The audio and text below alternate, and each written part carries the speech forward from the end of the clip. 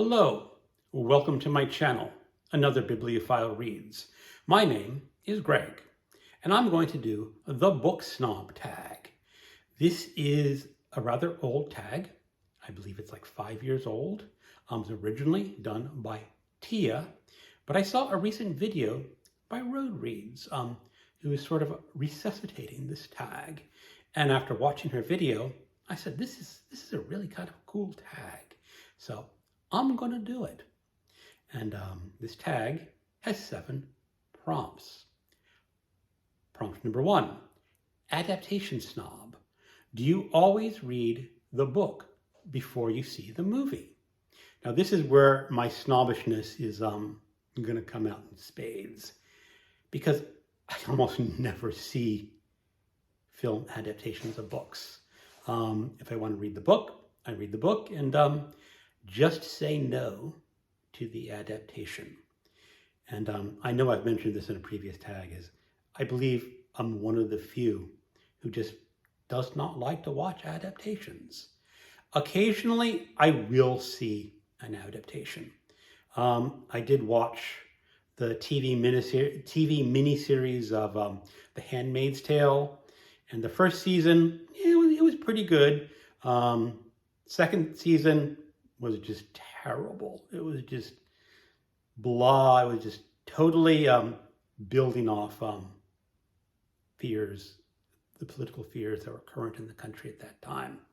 But you know, if I had to watch an adaptation, I would definitely want to read the book first. Prompt number 2, Format Snob. You can only choose one format in which to read books for the rest of your life. Which one do you choose? Physical books, ebooks, or audiobooks? Now, anyone who is familiar with my channel knows that I like all 3 formats. You can look behind me and you see a lot of physical books. I read a lot of ebooks, and I will always step up and defend audiobooks because I truly love them.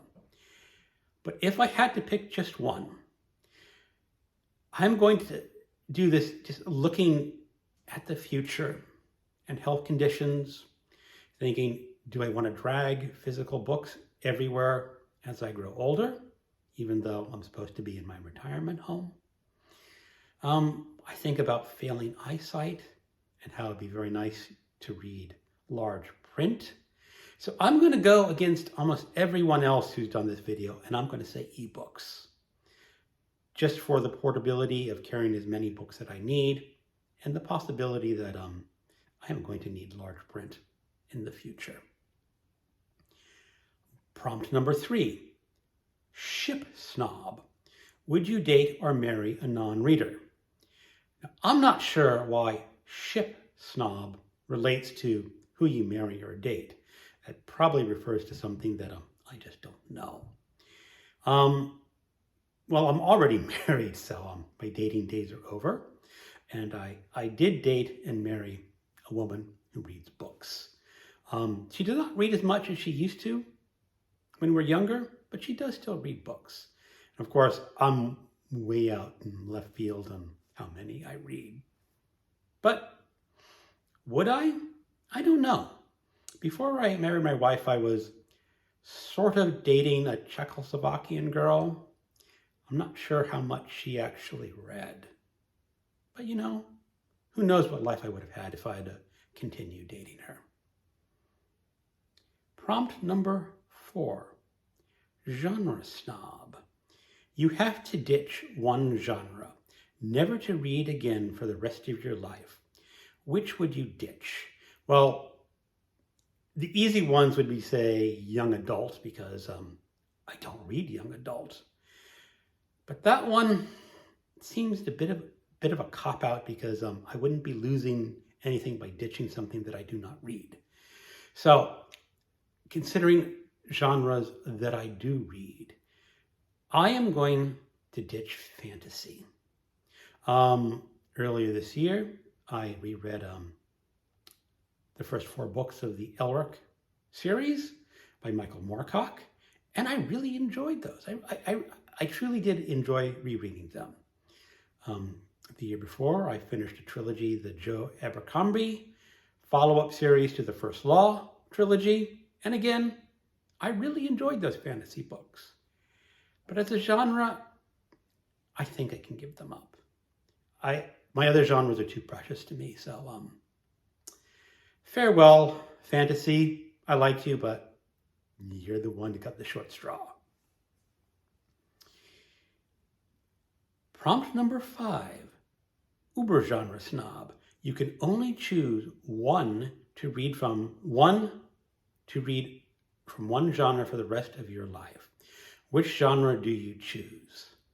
Now, maybe this is a cheat, but I'm going to choose classics, because classics can cover a whole lot of different genres. You can see my New York Review of Books classics. They're classics. They cover almost every genre. They cover lots of different translations. You can go to the Penguin Classics. Again, they cover a wide variety of fiction, nonfiction, and some genre fiction. If you include the Library of America, which I think should classify as classics, you have another huge selection of books to read from. So classics is going to be what I say, because it gives me the most opportunities to read a lot of different things. Prompt number 6, Community Snob. Which genre do you think receives the most snobbery from the bookish community?